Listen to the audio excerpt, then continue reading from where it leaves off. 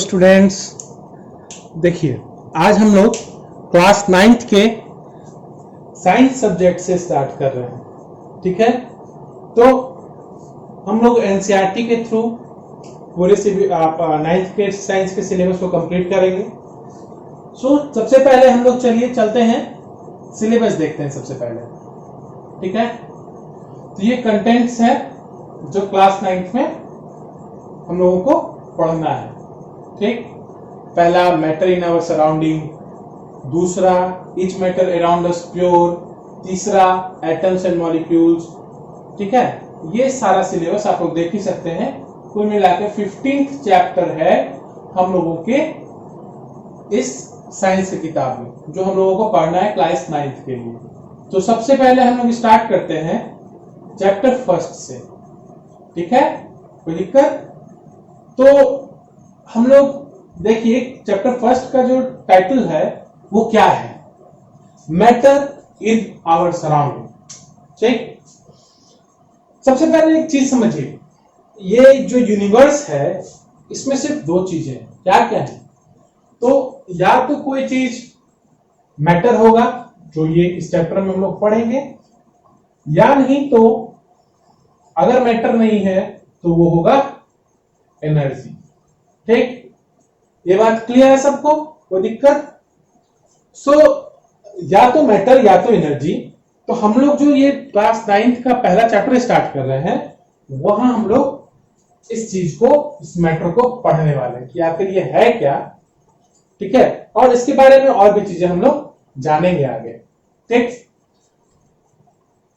तो पहला जो हमारा टॉपिक है, ये जो इंट्रोडक्शन है, इसमें बेसिकली बताया गया है, ठीक है, कि आखिर मैटर होता क्या है। ठीक, तो हम आपको एक ओवरव्यू देते हैं, आप उसे समझ जाइएगा।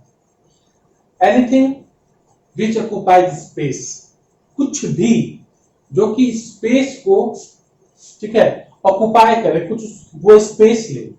हैव सम मास, मास का मतलब क्या हो, उसमें पार्टिकल्स हो। ठीक है, ऐसे तो मास का मतलब होता है quantity of matter, quantity of particles contain in it. ठीक है, तो कोई भी चीज अगर ऑक्युपाई करे स्पेस, उसमें मास हो मतलब पार्टिकल्स हो उसमें, ठीक है, तो वो कहलाता है मैटर। क्लियर है? चलिए, ये बात हम लोग समझ गए। तो इसमें बताया गया है कि everything in this universe is made up of materials which scientists have named matter. ठीक, इस यूनिवर्स में जो कुछ भी चीज मटेरियल से बना है, साइंटिस्ट ने उसे नाम दिया है matter. The air we breathe, the food we eat, stones, clouds, stars, plants, animals, even a small drop of water or a particle of sand, each thing is matter. मतलब ये जितना भी चीज मैंने आपको कहा, हवा जो हम लोग सांस लेते हैं, खाना जो हम लोग खाते हैं, stones, clouds, stars, plants, animals, और यहां तक कि पानी के बूंद भी, पार्टिकल, सैंड के पार्टिकल्स भी, सब कुछ मैटर है। ठीक है, हम लोग चारों तरफ कुछ भी अगर देख पा रहे हैं कुछ चीजों को, वो भी मैटर है। समझ रहे हैं? अब देखिए क्या लिखा है, since early times, since early times human beings have been trying to understand their surroundings. Early Indian philosophers classified matter in the form of 5 basic elements: the Panch Tattva, air, earth, fire, sky and water.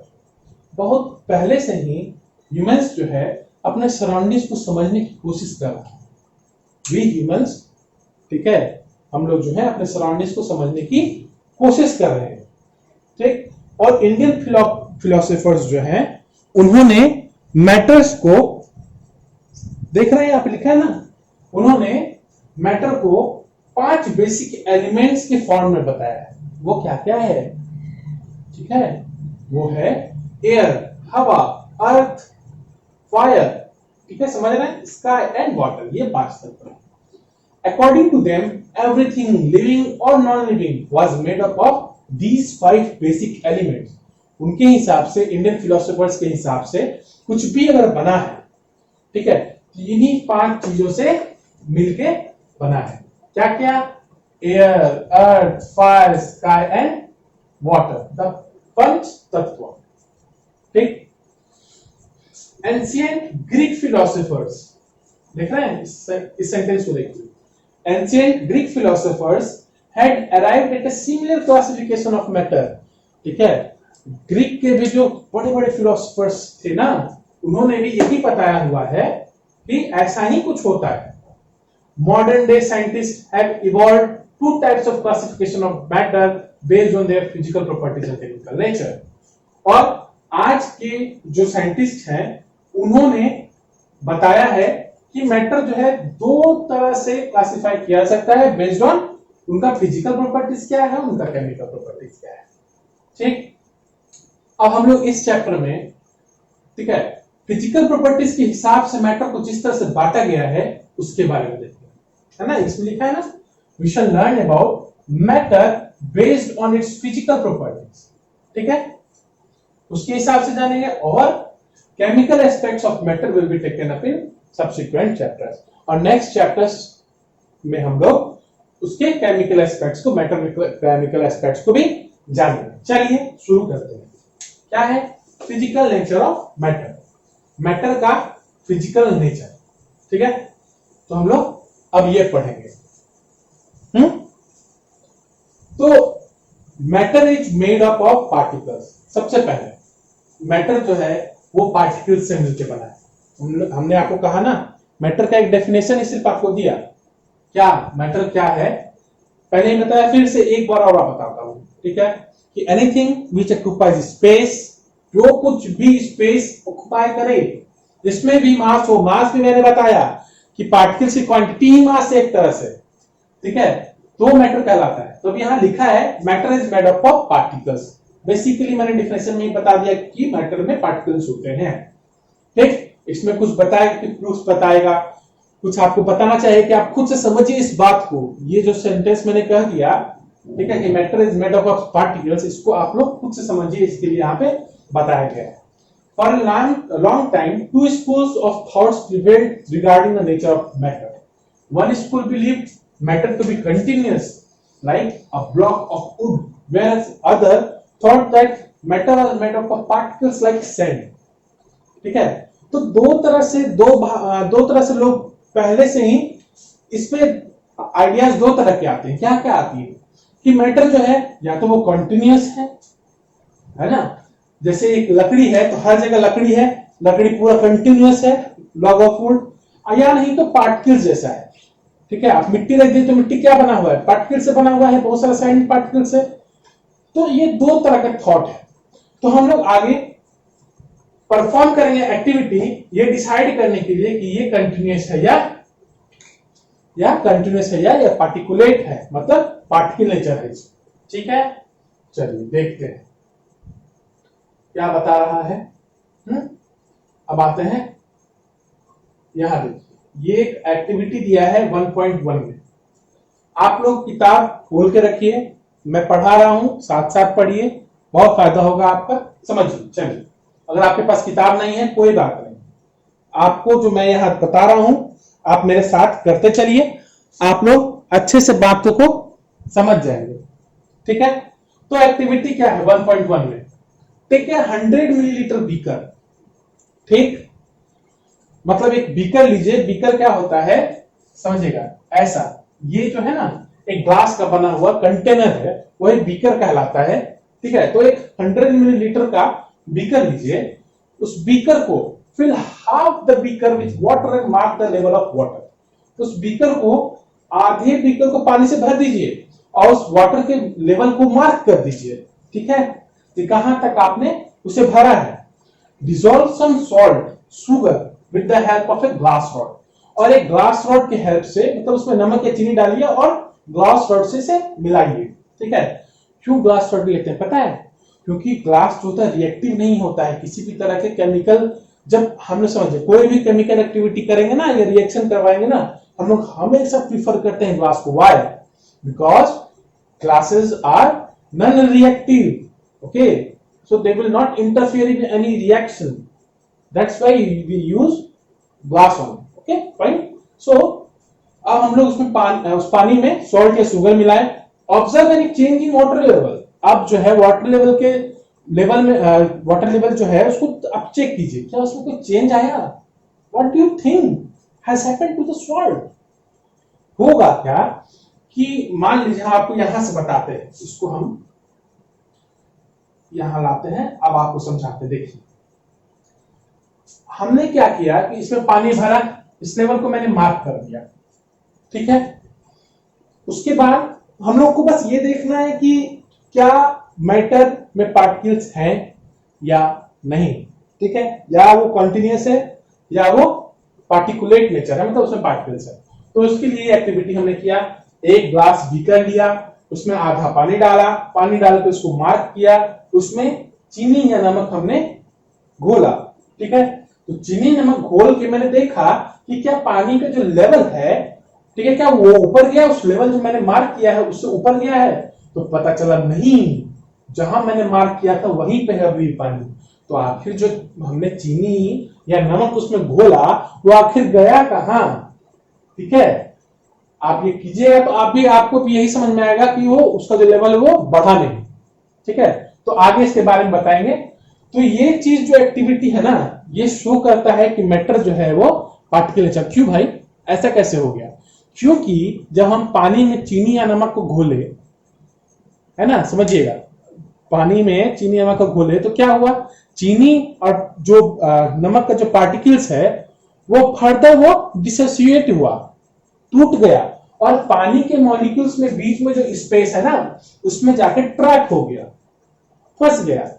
इसलिए water का जो level था वो रह गया, है ना। आप लोग पहले आप तो 9th क्लास में, इससे पहले आप लोग जानते होंगे एक टर्म सैचुरेशन लेवल, कि किसी भी सॉल्वेंट का एक अपना सैचुरेशन लेवल होता है। क्या मतलब कि उसमें उस सर्टेन पॉइंट तक, ठीक है, उसके बाद एक थ्रेशोल्ड के बाद उसमें और जो सॉल्यूट है वो नहीं डिसॉल्व हो सकता। आप मान लीजिए एक ग्लास पानी लिए, उसमें चीनी आप मिला रहे हैं, कुछ एक पॉइंट आएगा कि आप जो चीनी फर्दर ऐड कीजिएगा तो वो मिलेगा ही नहीं, वो नीचे रेसिडुअल जम जाएगा, बच जाएगा। वो क्या मतलब हुआ कि वो जो जितना जो बॉर्डर लाइन है जहां तक आप शुगर को डाले, ठीक है, कि मिल रहा था उसके बाद नहीं मिल रहा है, तो वो जो बॉर्डर पॉइंट है वो उसका क्या है, सैचुरेशन लेवल है। किसका? उस सॉल्वेंट का, उस पानी का, ठीक है। तो ये हम लोग को बताता है कि इसमें पार्टिकल नेचर होता है मैटर का, ठीक। नहीं तो कंटिन्यूअस अगर होता, पानी अगर कंटिन्यूअस होता तो वो बीच में शुगर को या सॉल्ट को कैसे ट्रैप करता, बताइए? नहीं कर पाता ना। इसका मतलब है कि H2O जो है, जो पानी जो है, उसके बीच में स्पेस था, इसका मतलब वो कंटिन्यूअस नहीं था, इसका मतलब है कि उसमें पार्टिकल्स था, है ना।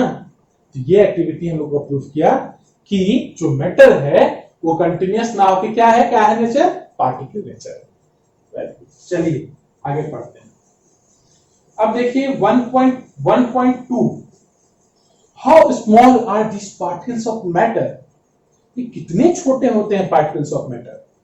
हम लोग जो चीनी को घुला दिए या नमक को घुला दिए हम लोग पानी में, ठीक है, वो ऐसा क्या हुआ कि वो दिखना बंद हो गया। तो हम लोग समझेंगे कि आखिर कितना छोटा होता है पार्टिकल्स, ठीक है, ये हम जानेंगे। ये एक्टिविटी लीजिए 1.2 का। Take 2-3 crystals of potassium permanganate and dissolve them in 100 millilitre of water। मतलब क्या कहने का कि पानी 100 मिलीलीटर लीजिए, उसमें 2-3 क्रिस्टल्स डालिए पोटासियम परमैंगनेट का, ठीक है।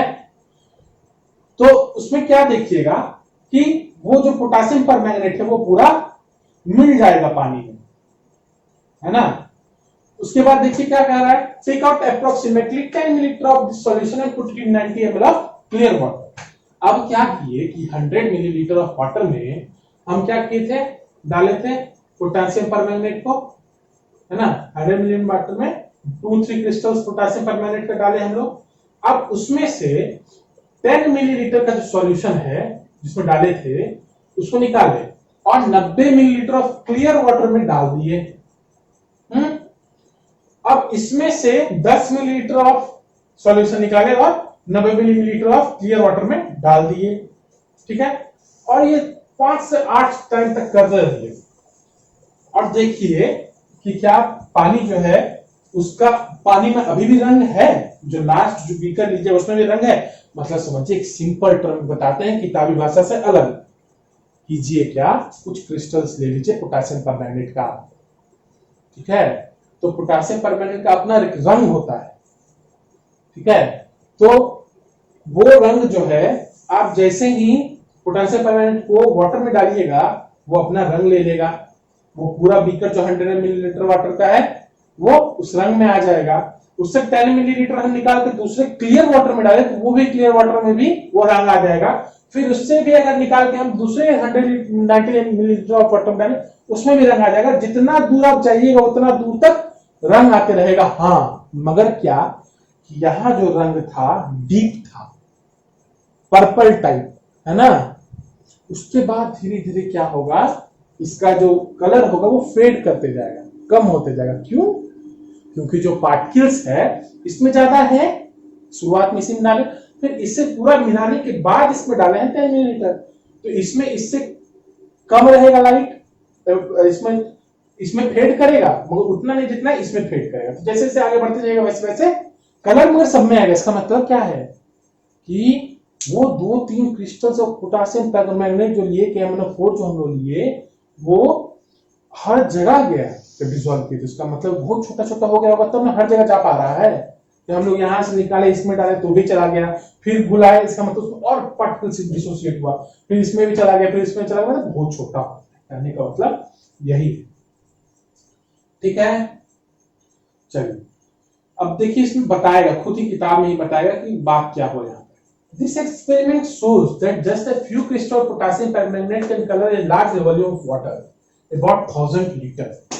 ठीक, ये एक्सपेरिमेंट से हमें पता चलेगा, ठीक है, कि लगभग 1000 लीटर ऑफ वाटर को वो कुछ क्रिस्टल्स ऑफ पोटेशियम परमैंगनेट जो है वो कलर कर सकता है, ठीक है। So we conclude that there must be millions of tiny particles in just one crystal of potassium permanganate। इससे हमें क्या समझ में आया, आखिर वही 2-3 क्रिस्टल ही ना 1000 मिलीलीटर वाटर को कलर कर दिया। इसका मतलब है ना कि हर जो ट्रैप जो भी वाटर के बीच में उसको भरा, फिल किया, ऊपर से लेकर नीचे तक बीकर में या उतना वाटर में, इसका मतलब कि वो 2-3 क्रिस्टल पोटेशियम परमैंगनेट में मैनी पार्टिकल्स, कितना मतलब लाखों है, मिलियंस है, ठीक है। So we conclude that there must be millions of tiny particles in just one crystal of potassium permanganate, जैसा कि मैंने आपको बोला, ठीक है। It keeps on dividing themselves into smaller and smaller particles, जो कि अपने आप को स्मॉल छोटा से छोटा छोटा छोटा पार्टिकल्स में अपने आप डिसोसिएट करते जा रहा है, ठीक है, सॉल्वेंट में डालने के बाद।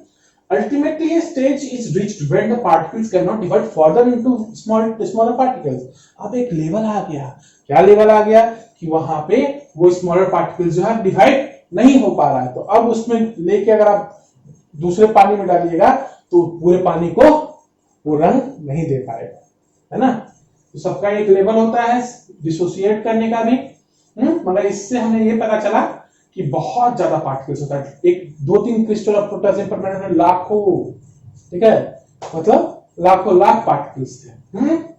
The same activity can be done using 2 milliliter of Dettol instead of potassium permanganate। The smell can be detected in a dilution। मतलब कि हम लोग अगर 2 मिलीलीटर ऑफ डिटॉल भी ले, डिटॉल तो हम लोग के पास घर में रहता ही है, इसलिए इस किताब में सजेस्ट किया है। पोटेशियम परमैंगनेट तो खरीदने जाना पड़ेगा, वो मिलेगा नहीं मिलेगा, केमिस्ट आसपास हो ना हो, तो कहने का मतलब डिटॉल के साथ भी अगर कीजिएगा ना, और एक मान लीजिए पानी में डाले, फिर उस पानी को निकाले, फिर क्लियर वाटर में डाले, फिर क्लियर वाटर में डाले, तो हर एक पानी में उसमें स्मेल आपको डिटेक्ट होगा। इसका मतलब क्या होगा कि डिटॉल का जो पार्टिकल्स है वो डिसोसिएट हो रहा है, बहुत पार्टिकल्स है, बस सेम बात है। तो कहने का मतलब ये देखिए एक फाइनल स्टेटमेंट दिया गया, the particles of matter are very very small, ठीक है, they are small beyond our imagination. मतलब कि जो मैटर का पार्टिकल्स है वो बहुत छोटा है, बहुत बहुत छोटा है, ठीक है, और इतना छोटा है कि हम लोग इमेजिनेशन भी नहीं कर सकते, ठीक है।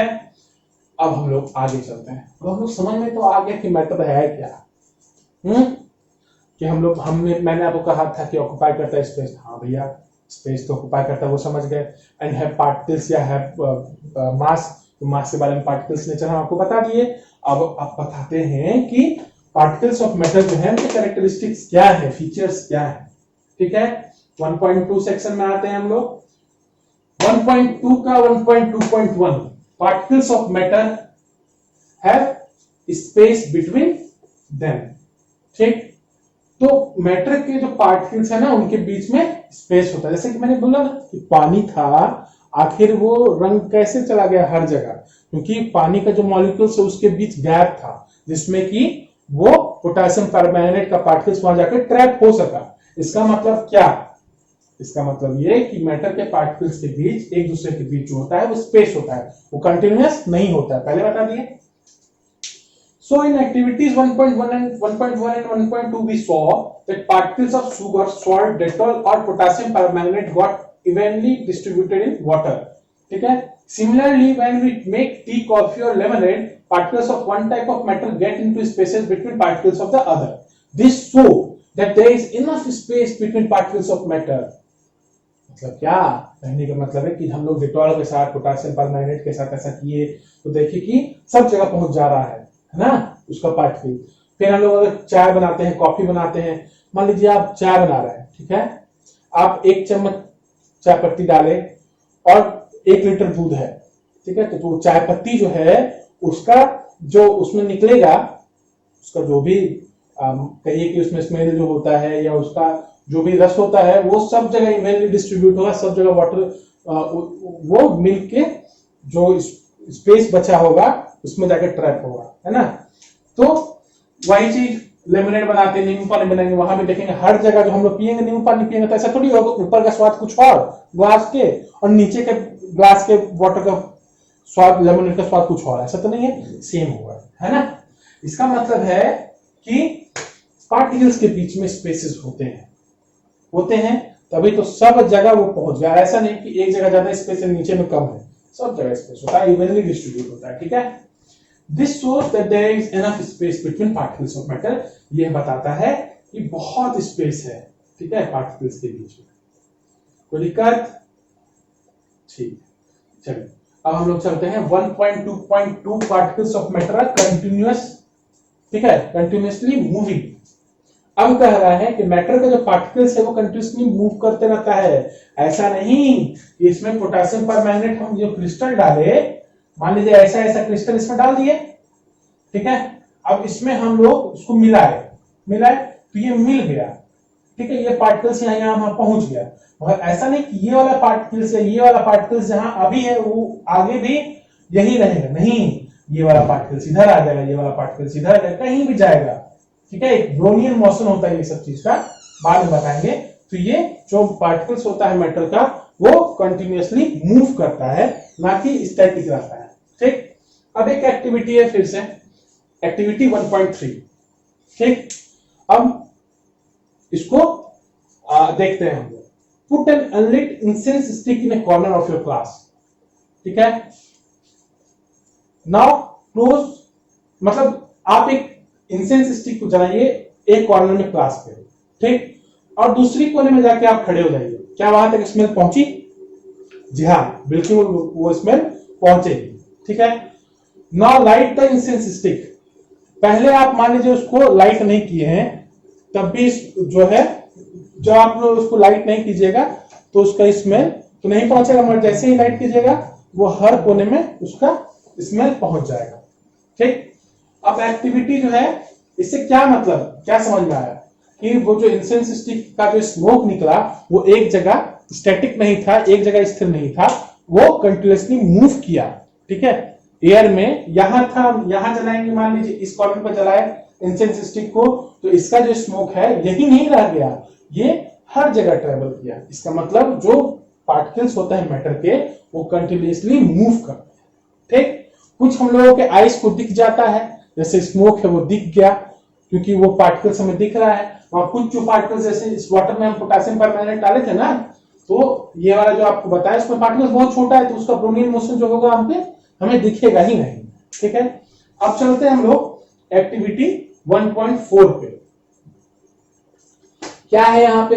टेक 2 ग्लासेस और beaker fitted with water, put a drop of blue or red ink slowly and carefully along the sides of first beaker and honey in the same way in the second beaker.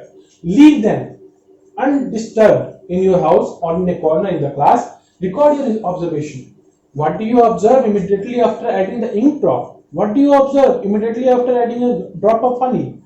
How many hours or days does it take for the colors of ink to spread evenly throughout the water? मतलब ये activity को मैं आपको समझाता हूं, अच्छे समझिए। 2 beaker लिए हम लोग, ग्लास का बता दिए पहले ही आप लोगों को, ठीक है, कि ग्लास का हम लोग बीकर क्यों लेते हैं, ठीक। तो 2 बीकर लिए हम लोग, एक में दोनों में वाटर है,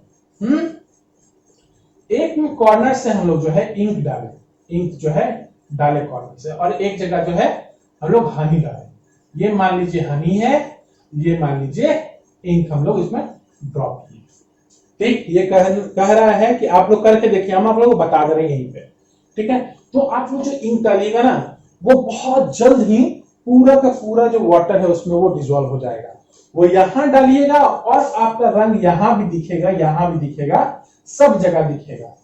मगर हनी जो डालिएगा उसके पार्टिकल्स को मान के चलिए कि वो बहुत मतलब एक बहुत ज्यादा समय लगेगा घुलने के लिए, तो घुलेगा नहीं, ठीक है।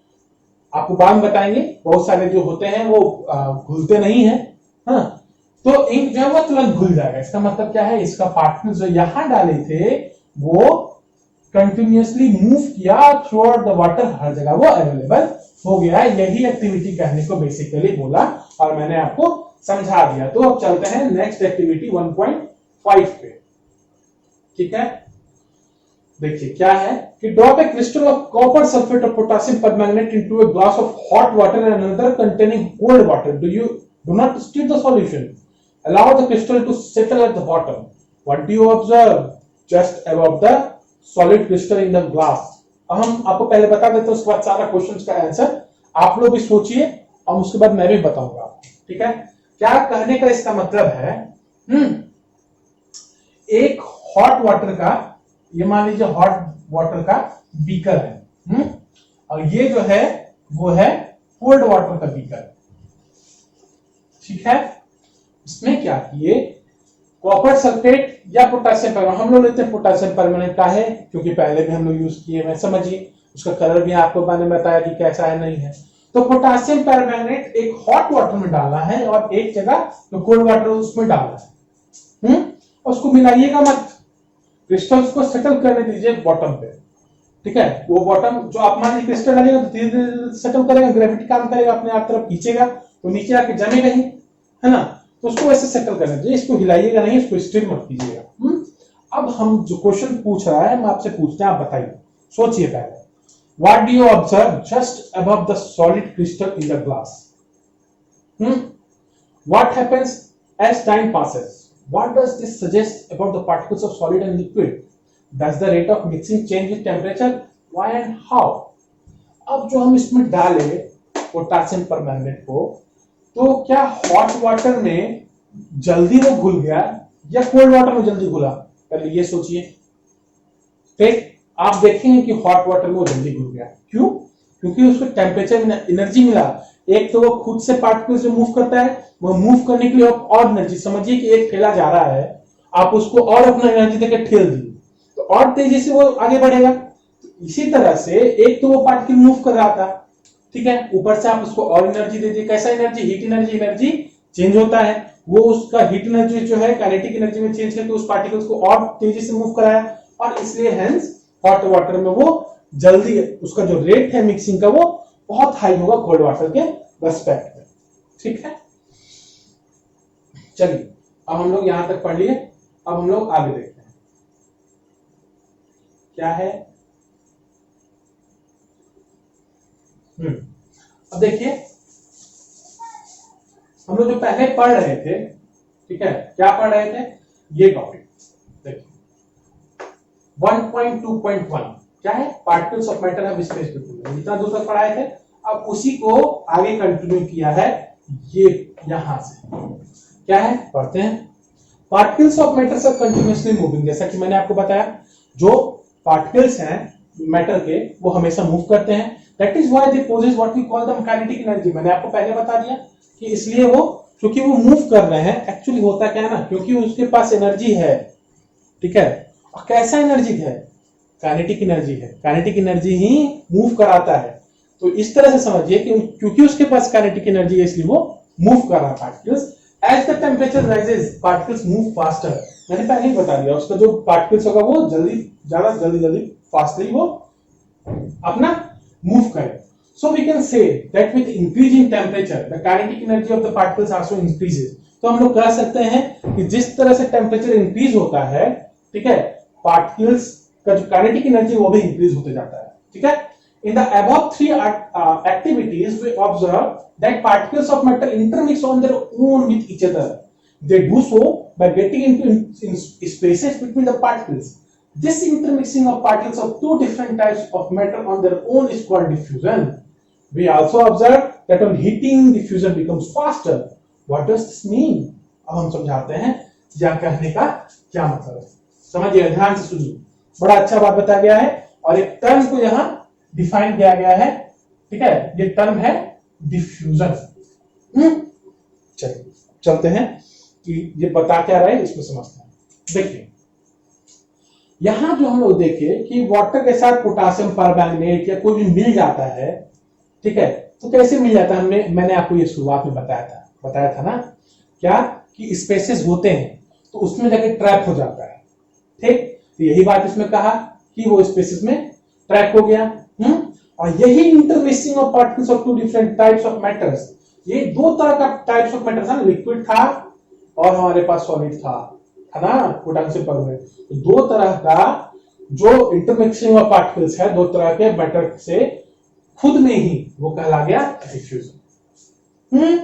तो डिफ्यूजन का डेफिनेशन याद रखिएगा, intermixing of particles of two different types of matter on their own is called diffusion. ये शॉर्ट आंसर टाइप क्वेश्चन है, समझिए, ये बहुत ही इंपॉर्टेंट, 9th के लिए तो बहुत इंपॉर्टेंट है।